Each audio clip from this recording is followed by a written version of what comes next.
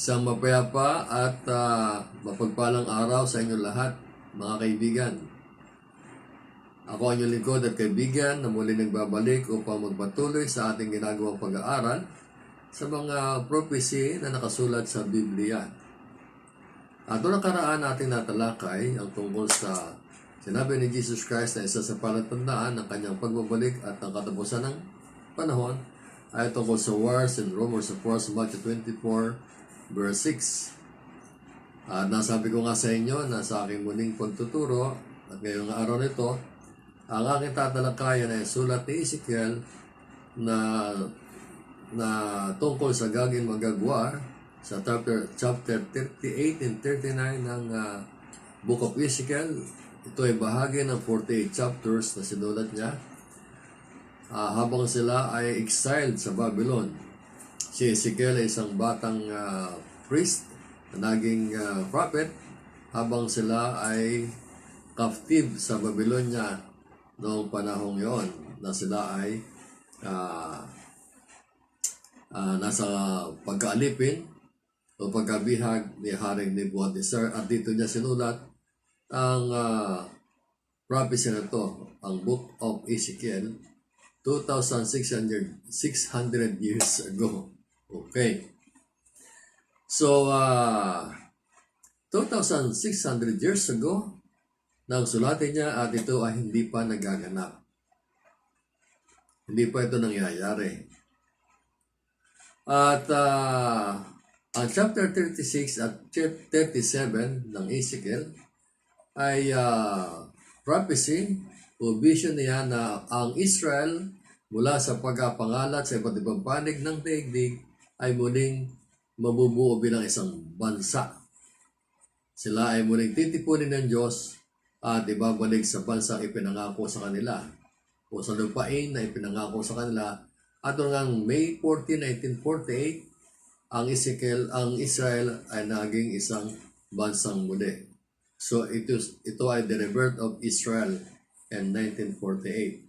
So ngayon, mga kaibigan, ay isang realidad na mayroon ng bansang Israel. At ang tinutukoy dito sa Ezekiel 38 and 39 ay ang paglusob ng alliance ng Gog in Magog sa bansang Israel. So mga tuwid, mga kaibigan, unti-unti natin nakikita ang katuparan ng propesya tungkol dito sa gera ng Israel at ng alliance ng Gog. At i-identify natin kung ano at sino itong Gog and Magog na sinasabi ni Ezekiel. But ang masasabi ko sa inyo, mga kaibigan, what God said will happen. Ang Diyos ang nagsabi kay Ezekiel na sulatin niya ito, kaya ito ay magaganap. Hindi natin lamang alam kung kailan ito mangyayari. But bilang isang katibayan na ang propesya ay unti-unting natutupad sapagkat nandito na ang bansang Israel ay isa ng bansa at ito ay nakikita na natin. At araw-araw, ito ay laman ng balita dahil ang Israel ang epicenter ng prophecy. Ang sentro ng prophecy ay ang Israel at ang spirit of prophecy ay walang ibang kundi si Jesus Christ. Okay? So, tatalakayan natin ang chapter na ito ng verse by verse o segment by segment. Kaya ganyan po ako kung magturo. Kung ano nasusulat, doon po natin tinitingnan at pinapag-aralan ang mga nilalaman nito base din sa mga nagaganap na sa kapaligiran, sa current events. So sa nangyayari, how the prophecy is being fulfilled, and I believe it is happening now. Okay. From verse 1 to 6, babasahin ko po. Ezekiel 38, verse 1 to 6. Now the word of the Lord came to me, saying, Son of man, set your face against Gog of the land of Magog, the prince of Rosh, Meshach, and Tubal, and prophesy against him, and say, Thus says the Lord God, Behold, I am against you, O Gog, the prince of Rosh, Meshech, and Tubal. I will turn you around and put hooks into your jaws and lead you out with all your army, horses and horsemen, all splendidly clothed, a great company with buckler and shields, all of them handling swords. Persia, Ethiopia, Libya are with them, all of them with shield and helmet. Gomer and all its troops, the house of Togarma from the far north and all its troops, many people are with you. So ito ang sabi ng Diyos kay Ezekiel. Sabihin mo kay Gog, ako ay laban sa kanya. God is against Gog. So God is against Gog. Ang Gog, ito po ay title ng tao. Sa ibang interpretation, ito ay mountain. But here, Gog is a title of a man tulad ng King of Egypt is Pharaoh kung tawagin. Tulad ng Rome, ang emperor ay Nero. Ang Russia ay Tsar. So this is a title of a man. Ibig sabihin, Gog is a leader of a group of people. Si Gog ay isang leader o ruler ng grupo ng mga sandatahan o army. So in the book of Ezekiel, Gog is the ruler from the land of Magog. Ngayon po, mayroon pang gusto ko malaman nyo, mayroon pang Gog and Magog na sinasabi sa Revelation chapter 20 verse 8. Kaya itong digmaang ito magaganap sa Israel ay digmaan na pinangungunahan ng leader ng lupain ng Magog at ng mga sandatahang alyansa nila. So this is a alliance. Gog alliance. So mga bansa na babanggitin mamaya na binanggit kanina natin tutukuyin kung sino-sino itong mga bansa ito.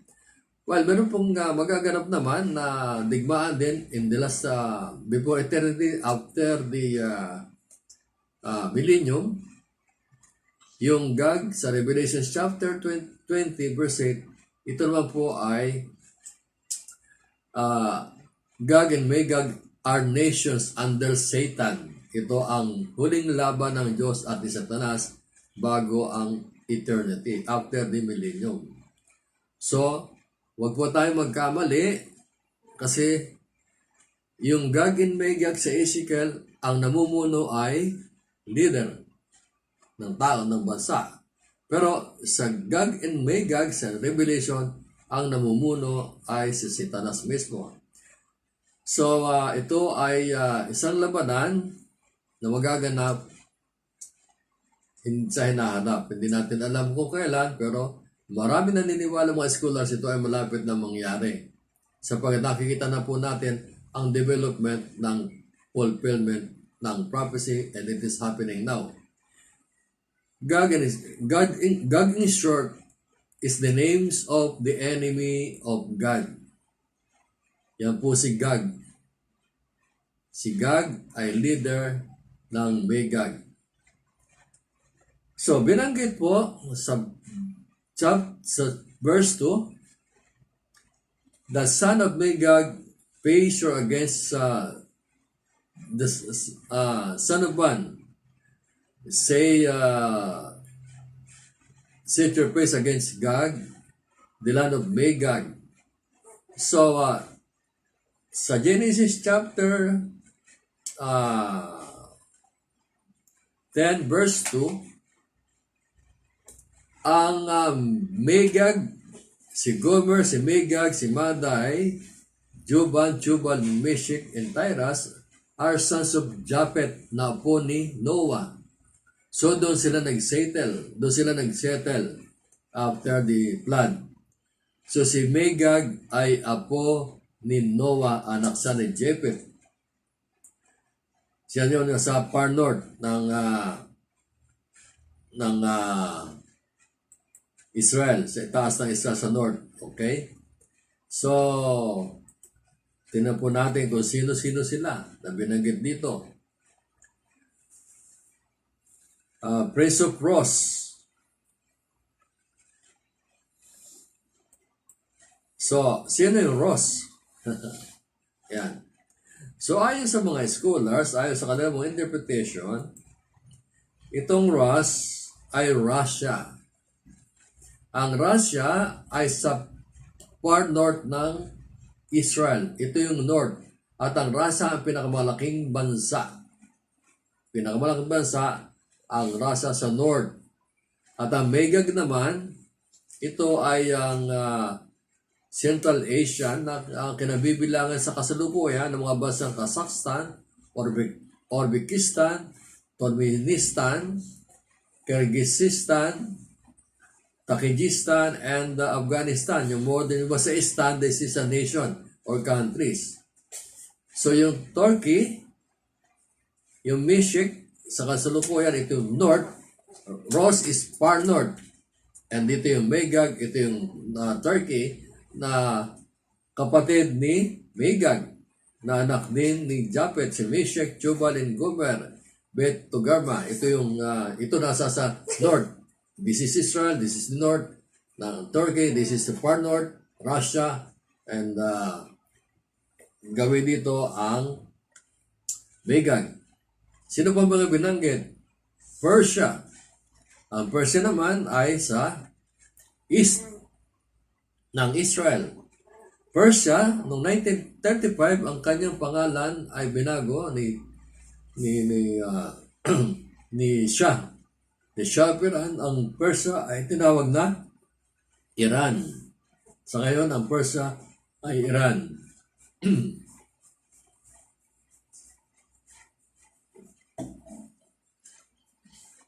At sa south naman, Put, Libya. Si Put naman ay apo rin ni Noah na anak ni Ham on the south. Si Kus ay kapatid ni Put, isa naman ang Sudan. So ito ang bumubuo, nabanggit din ng Ethiopia, pero marami kasi yung south ng Israel, ito malaking bahagi nito ay Ethiopia, pero ang tinutukoy dito ay hindi yung mga Ethiopian, kundi ang Sudan, ang kabilang sa Alliance Negag. So sa mga tuwid mga kaibigan, ang leader nila ay walang iba kundi si Ross, at ang Ross ay Russia, kaya ito yung Russian Alliance mga kaibigan. Russian Alliance.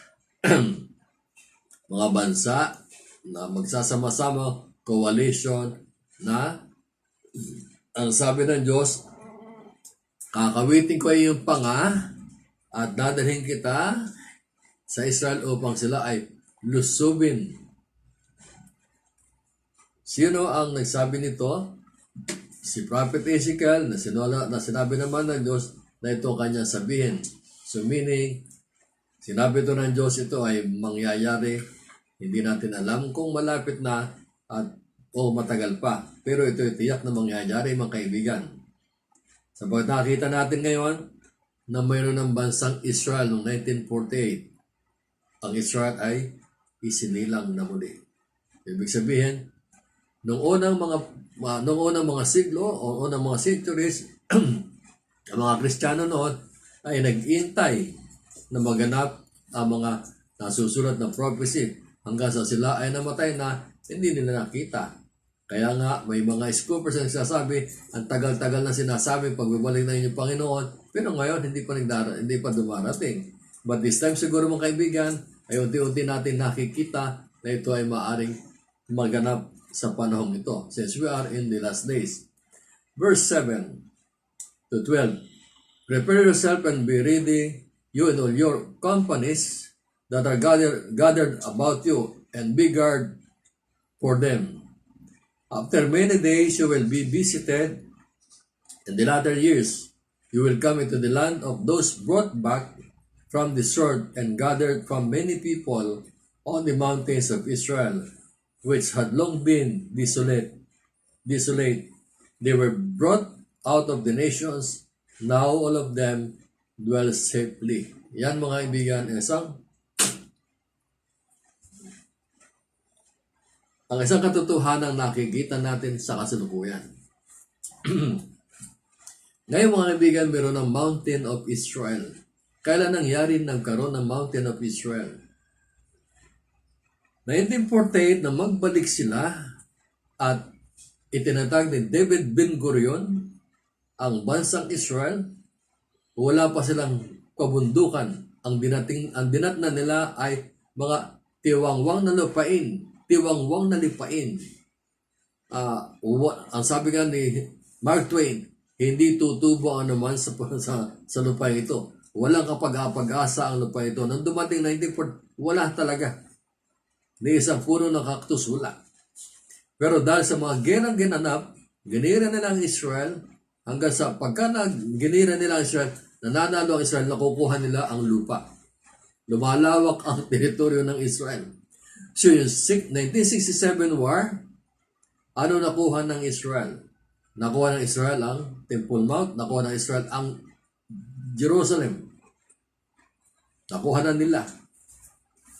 At nung Yom Kippur 1973 war, nakuha nila ang Mount Sinai at ang Golan Heights. Ngayon, meron silang Mountain of Israel. So, sinasabi dito ni Ezekiel, nakikita niyo ba, Gog in my Gog? Ang mga taong galing sa iba't ibang panig ng daigdig ay nanumbalik na sa lupaing tiwangwang. At sila ngayon ay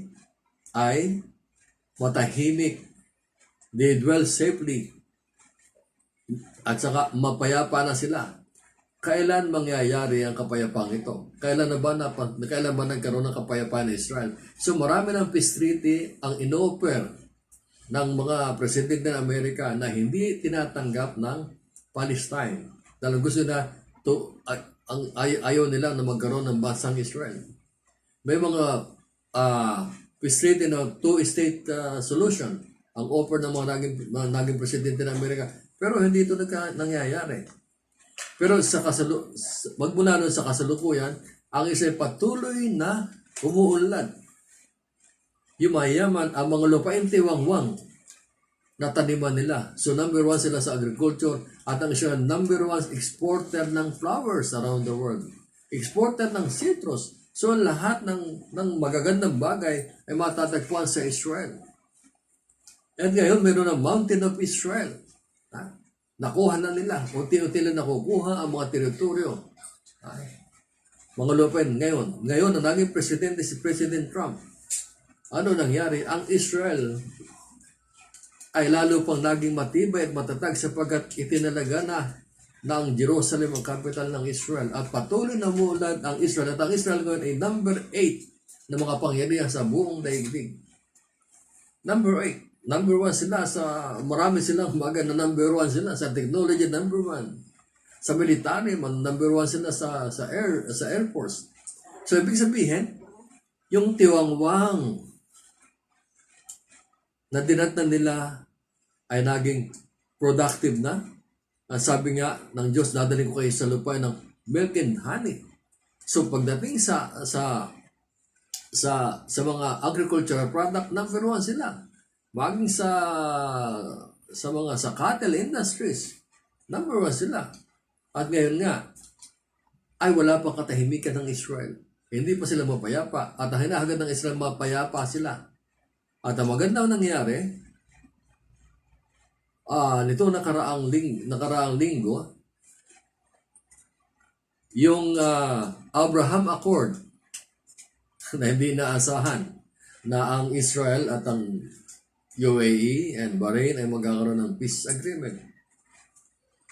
So, unti-unti ngayon, yung border of Israel ay nagkakaroon ng katahimikan sapagkat mayroon ng peace treaty ang Egypt at ang Israel. So, hindi sila magkaaway. Ganun din ang Lebanon. Meron din silang peace treaty. So, ang Jordan, Lebanon, Israel, Egypt. So, yung border ng Israel ay unti-unting nagkakaroon ng kapayapaan. At mga balita pa nga na maaaring mga susunod na araw ang Saudi Arabia naman, ang at other other Arab nations ang magkakaroon ng peace agreement with Israel. So, ibig sabihin, yung border ng Israel ay magiging matahimik. At ang Israel, payaman ng payaman ng Israel. Na-discover nila ang natural gas. Number one sa natural gas. Ang oil nila, ang black gold, nasa kanilang lahat. Kaya ngayon, darating ang oras at panahon ng Israel ay matatahimik. Ibig sabihin, they will be secured and dwell safely sa kanilang bansa. At pagdating ng panahon ito, mga kaibigan, anong sabi sa verse 38? Sa verse 9, you will ascend, coming like a storm, covering the land like a cloud. You and all your troops and many peoples with you, thus says the Lord God, on that day it shall come to pass that thoughts will arise in your mind, and you will make an evil plan. You will say, I will go up against a land of unwalled villages. I will go to a peaceful people who dwell safely, all of them dwelling without walls and having neither bars nor gates, to take plunder and to take booty, to stretch out your hands against the waste places that are again inhabited, and against the people gathered from the nations who have acquired livestock and goods, who dwell in the midst of the land.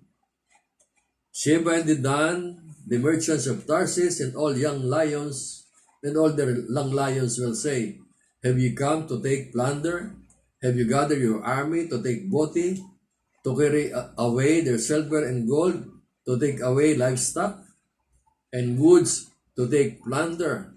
Now, mga kaibigan, darating ang araw at oras na mag-iisip na masama ang Russian alliance, the Gog and Magog, mag-iisip na ng masama, nalulusubin nila,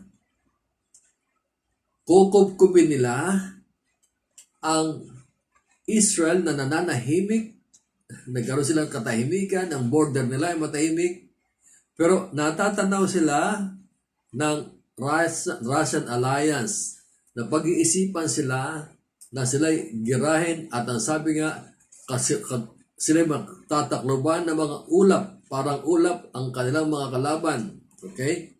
So, ganun karami ang kalaban ng Israel. Ang sabi na, unwalled villages. Tahimik sila ngayon. Eh, paano nga nagkaroon ng mga peace treaty? Sa mga borders nila. Pero, yung Gagin Magag nagbabalak ng masama sa kanila sapagkat nakita nila na nananahimik na. Okay.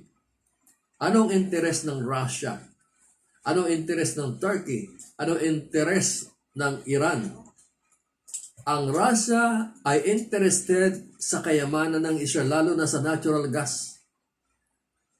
Ang Russia dati ang number one sa natural gas, pero this time, yung discovery ng Israel sa natural gas ay sobra-sobra ang pagsusupply nila sa Europe. Sobra. Ang Russia naman, unti-unting natutuyo na ang supply nila. Ang langis. So sa madaling sabi, nandun ang Russia, lulusubin sila dahil sa kayamanan. At ang Iran naman, ang gusto ng Iran sa kanila, to annihilate them, to lipunin sila. At alam nyo nga, naalala ko itong Iran, sapagkat noong 1970s, ay yung early 70s, hanggang early 70s, ang Shah of Iran pa, ang presidente ng Iran. Siya ang king ng Iran. Dahil si Ayatollah Khomeini ay na-excel sa France. Mayroong mga Bible scholar na nagpapahayag, ang sabi nila, na ang darating ang oras at panahon na lulusubin ng Iran kasama ang Gog and Magog nga yung grupo ang Israel. Ang sabi ng mga tao, matatalino naman tao noon, sabi, hindi mangyayari sa Iran at Israel sapagkat ang Iran at ang Israel ay magkaibigan.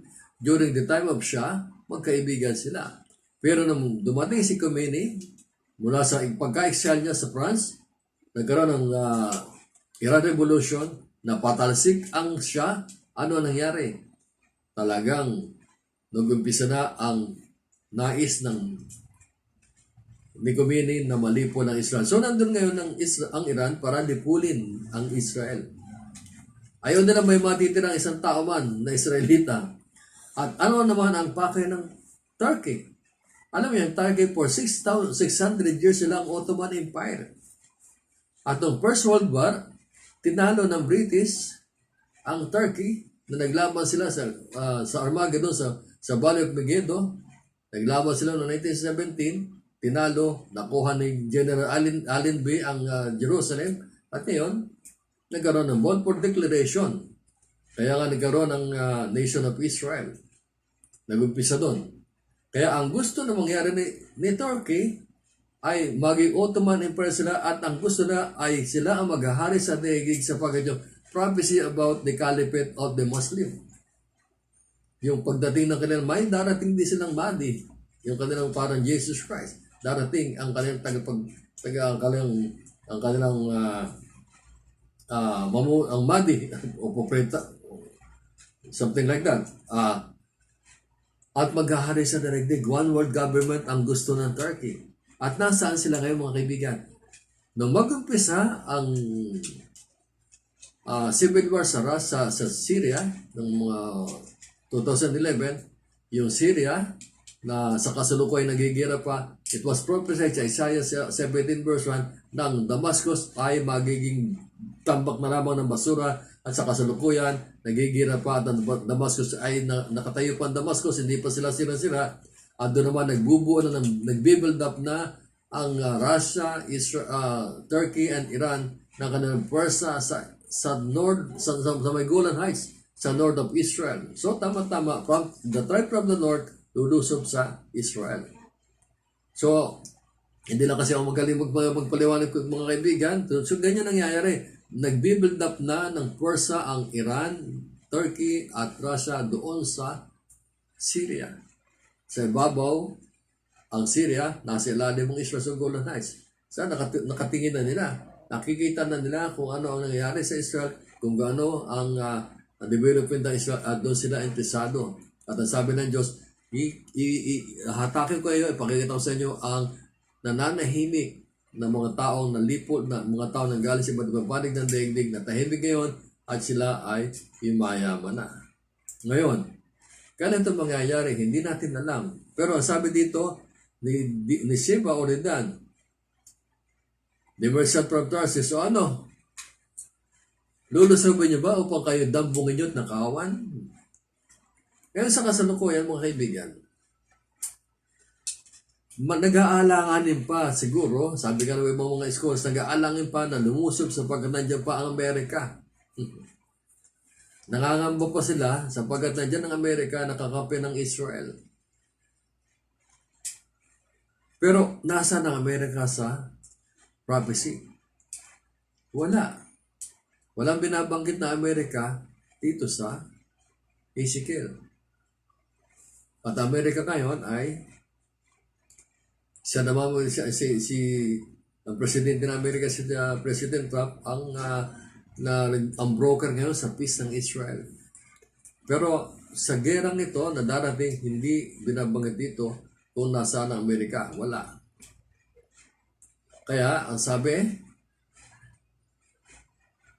dahil parang nawawala ng papel ang Amerika, hindi natin alam kung ano mangyayari sa bansang Amerika. Kung sila ba ay mananatiling superpower o babagsak sila sa ekonomiya nila, o ano mangyayari sa kanila, lalo ngayon sa kasalukuyan, ay may kaguluhan sa kanila, hindi natin alam. Pero ang nalalaman natin dito, itong sinasabing ito sa Ezekiel 39:1 ay mangyayari. Okay. Kailan? Hindi natin alam. Malapit na? Siguro.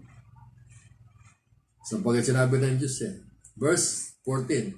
Therefore, son of man, prophesy and say to Gog, thus says the Lord God, on that day when my people Israel dwell safely, will you not know it? Then you will come from your place out of the far north, doon sa sa itaas ng Israel, magagaling sa far north, hindi yung north. Kasi kung north lang, this is Turkey, far north, this is Moscow. So, ito sinasabi, you and many peoples with you, all of them, riding on horses and great army and mighty army. You will come up against my people Israel like a cloud to cover the land. It will be in the latter day that I will bring you against my land, so that the nations may know me.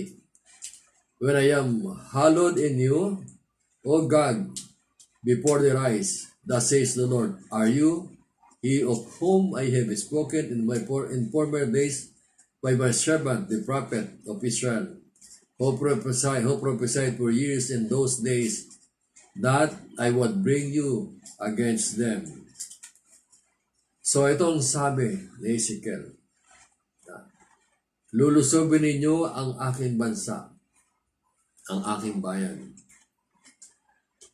Na alam nyo na it was prophesied of long ago, 2,000 years ago. The Lord said, are you he of whom I have spoken in the former days, my servants, the prophets of Israel who prophesied for you years in those days that I would bring you against them? So matagal na itong na-prophesy. Hindi pa lang natutupad. At dito nga, verse 18, and I will come to pass at the same time, when God come against the land of Israel, says the Lord God, that my fury will show my face. For in my jealousy and in the fire of my wrath I have spoken. Surely in that day there shall be a great earthquake in the land of Israel, so that the fish of the sea, the bird of the heavens, the beast of the field, all creeping things that creep on the earth, and all men who are on the face of the earth shall shake at my presence. The mountains shall be thrown down, the steep places shall fall, and every wall shall fall to the ground. I will call a sword against God throughout all mountains, says the Lord. Every man's sword will be against his brother, and I will bring him to judgment with pestilence and bloodshed. I will rain down on him, on his troops, and on the many peoples who are with him, flooding rain, great hailstone, fires, and brimstone. Thus I will magnify my name, myself, and sanctify myself.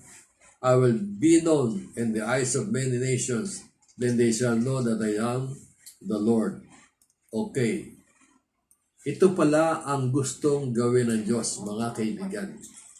Ipinahayag niya ito 2,000 years ago mula kay Prophet Ezekiel na ang kanyang bansang Israel, ang chosen nation at ang alliance ng Russia ay dadalhin niya sa Israel upang doon ay kanyang hatulan. Wala pala ditong labanang mangyayari, mga kaibigan. Ang Israel na pangwalo sa makapangyarihang bansa sa buong daigdig. May mga nuclear sila, ang lahat na armas nuclear na. So, pero nakita natin dito mga parang catastrophe ang mangyayari. So, yung mga armas, siyempre gagamitin yan, papuputokin, pasasabugin lahat. Pero makapagtataka, ang Israel ay hindi natalo at ang Russian pagkalakas-lakas ng pwersa ay natalo dahil ang Diyos mismo ang may kagagawan ng mga bagay na ito. Dahil gusto ipakita ng Diyos sa buong daigdig, sa buong mundo, at sa Israel, at sa Muslim nation and communist. Kasi ito'y coalition ng Muslim and communist countries na mayroong Diyos ang Israel na hindi tinatanggap ng Israel.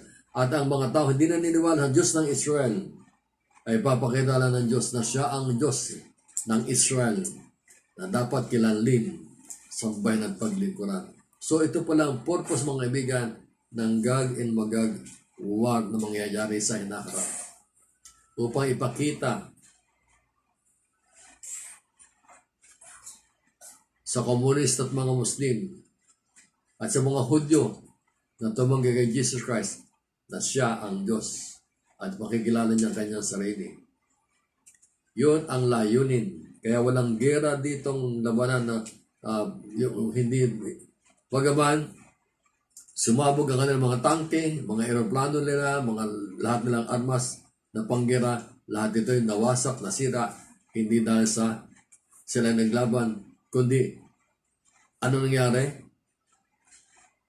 Sa verse 21, I will call for a sword against Gog throughout all my mountains, says the Lord.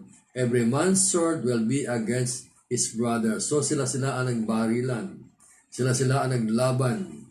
Sila naglaban. At alam nyo, nangyari na ito sa panahon ng King Saul at ng Philistine sa 1 Samuel chapter 14 verse 20. Then Saul and all the people who were with him assembled, and they went to the battle. And indeed, every man's sword was against his neighbor, and there was very great confusion. So, sa panahon ni King Saul at ang Philistine, yung kalaban ni King Saul, ng hari ng Israel, ay sila naglaban, sila nagkaroon ng confusion. And dito naman, sa Gog and Magog war na to, sila ang nagbumbahan ng kanilang mga nuclear. Yan ang nangyari. Dahil ito ang Diyos, ang may akda, ang Diyos din ang gagawa, mga kaibigan. So, sabi nga, what God said will happen. Now, chapter 39. And you, son of man, prophesy against Gog, and say, thus says the Lord God, behold, I am against you, O Gog, the prince of Rosh, Meshach, and Tubal.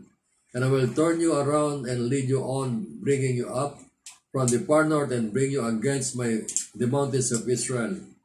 Then I will knock the bow out of your left hand, and cause the arrows to fall out of your right hand. You shall fall upon the mountains of Israel, you and all your troops and all the people who are with you. I will give you to birds of prey every sort, and to the beasts of the field to be devoured. You shall fall on the open field, for I have spoken, says the Lord. And will send fire on Magog, and those who live in security in the coastland, and they shall know that I am the Lord. So I will make my holy name known in the midst of my people Israel, and I will not let them profane my holy name anymore. Then the nations shall know that I am the Lord, the Holy One of Israel. Surely I am coming, and it shall be done, says the Lord. That is the day of which I have spoken. Then those who dwell in the cities of Israel will go out and set on fire and burn the weapons, both shields and bucklers, set the bows and arrows, the javelins and spear, and they will make fires with them for 7 years. They will not take wood from the field, nor cut down any from the forest, because they will make fires with the weapons, and they will plunder those who plunder them, and they pillage those who pillage them, says the Lord. So, mga kaibigan, yan ang mangyayaring sigurado. Babagsak ang lahat ng kaaway ng Israel. Pero ang Israel ay mananatiling buhay sapagat sila ay piniling bayan ng Diyos. Hinatulan ng Diyos ang kalaban ng Israel at walang natira. Patay lahat. At sila ay kinain ng ibon. At ang kanilang mga armas ay magiging panggatong sa loob ng 7 taon. So many believes na pwede mangyari itong Gog and Magog war na to before the rapture of the church or simultaneous. Because for 7 years, yung 7 years ay yung 7-year tribulation period. Sa panahong yun, ang Israel ay muling kakalingain ng Diyos. God will deal again with Israel. Sapagkat yung the last 7 is for the Israelites at ang Israel ay muling katatagpuin ng Diyos. The last 7. Yan ang prophecy niya sa Ezekiel, sa Daniel 9:27. At ang church ay mawawala. So maraming naniniwala na pag nangyari ang Gog and Magog war, maaring simultaneous or before mangyari ito, nagkaroon na ng rapture kaya walang Amerikano makikialam. Ha? Kaya walang mga Amerikanong katatakutan ang Russia. Kaya sila gigirahin nila. Papasukin nila, lulusubin nila ang Mountain of Israel kung saan nananahimik ang Israel sapagat wala na ang pwersa ng Amerika. Maring napalabas sila ng gera sa China, hindi natin alam. Maring bumagsak na ng buhayan, pero marami naniniwala na nag-rapture na nawala ang mga Amerikano sapagat maraming Amerikano born again. So, wala sa prophecy, no? Nawala na. Kaya malakas ang loob ng Russia na lusubin ang Israel. At doon naman sila hatulan ng Diyos ang kanilang armas, 7 taong panggatong, at sila naman ay papakain sa ibon. Now, at ginawa sila ng Diyos ng libingan sa Israel. Verse 11, It will come to pass in that day that I will give Gog a burial place there in Israel, the body of those who pass by the east of the sea, and it will obstruct traveler, because there they will bury Gog and his multitude. Therefore they will call it Valley of Hamon Gog. For 7 months the house of Israel will be burying them in order to cleanse the land. Indeed, all the people of the land will be burying, and they will gain renown for it on the day that I am glorified, says the Lord. They will set apart from apartment regularly employed with the help of the search party to pass through the land and bury those bodies remaining in the ground in order to cleanse it. At the end of 7 months, they will make a search.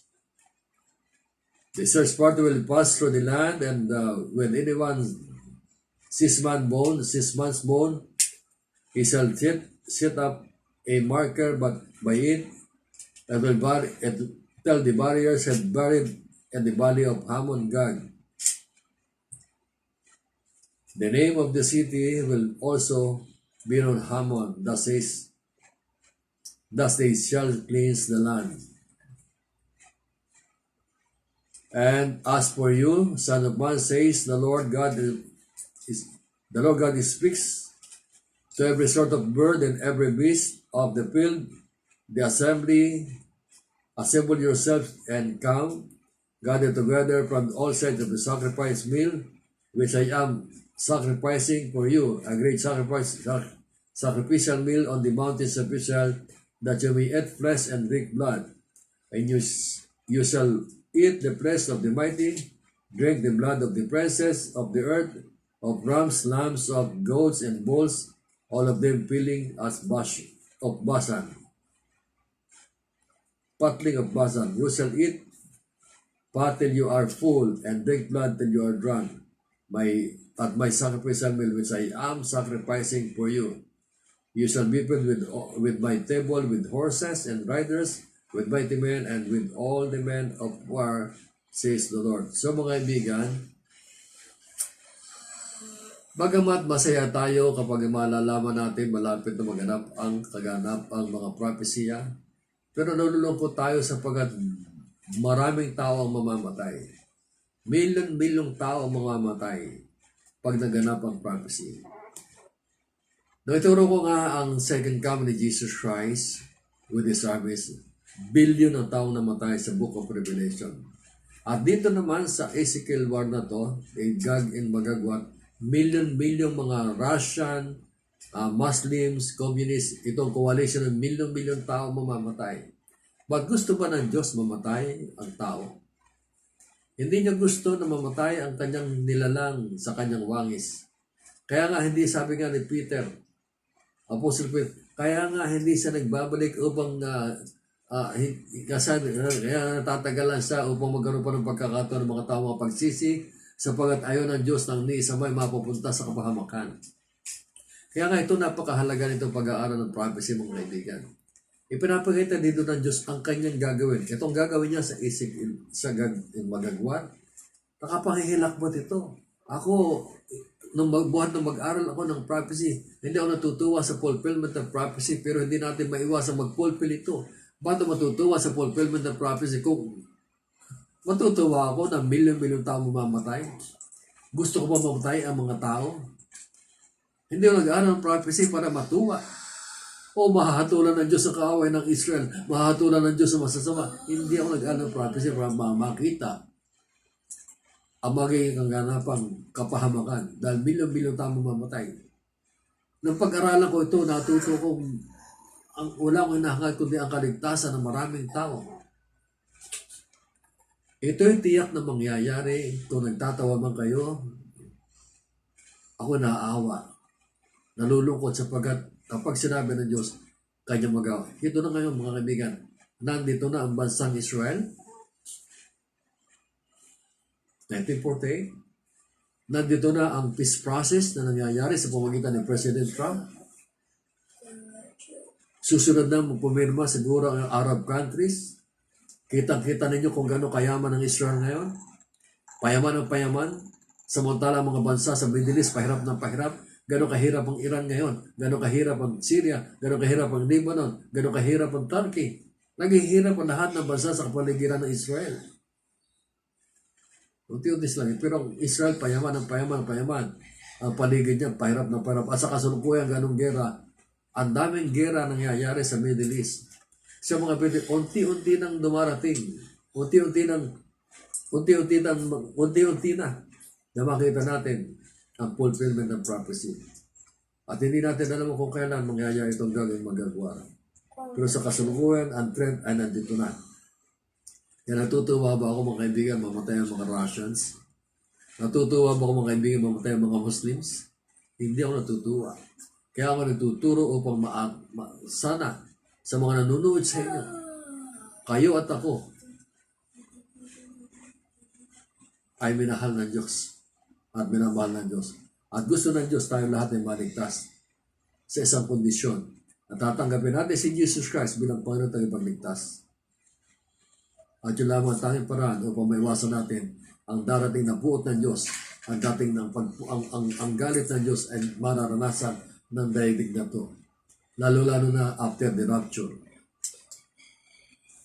Okay, so nakakatuwa pag-aaral ng prophecy sa parang nanonood ng pelikula at parang nag-aaral parang nagsusunod ng puzzle.